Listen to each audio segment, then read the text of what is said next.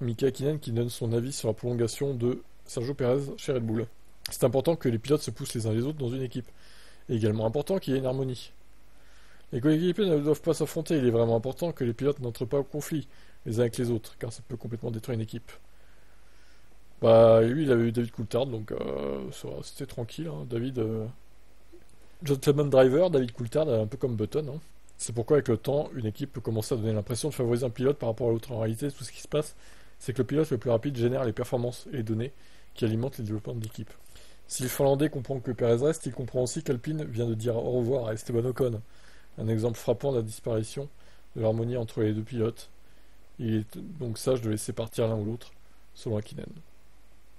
Ouais. Ouais, bon après, de toute façon, Perez, pour moi, il est là que parce qu'il ramène beaucoup de sous. Qu'on vienne pas me dire qu'il fait le job, parce que s'il faisait vraiment le job, il ferait deuxième ou troisième au pire à toutes les courses. Et là, il est...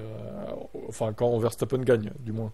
On lui demandait pas, évidemment, de faire 2 ou 3 à Monaco, vu que Verstappen n'a pas réussi à le faire, mais qu'il soit 2-3 places derrière Verstappen au pire, quoi.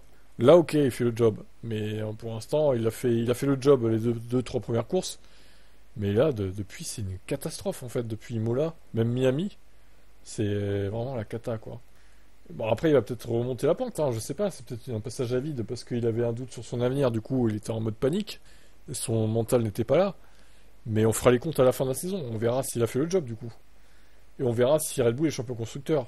Pour moi, s'il perd le titre, de toute façon, ça sera de sa faute à lui. Clairement, et pas de la faute à Verstappen. Mais bon, en même temps, est-ce qu'ils en ont quelque chose à foutre, Red Bull, du championnat constructeur? J'en ai pas l'impression. Hein. Limite, ça les arrange qu'ils soient pas champions parce qu'ils auraient plus de pourcentage d'évo en soufflerie pour l'année prochaine.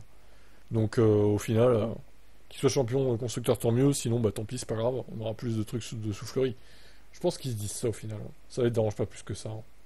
Allez, ciao.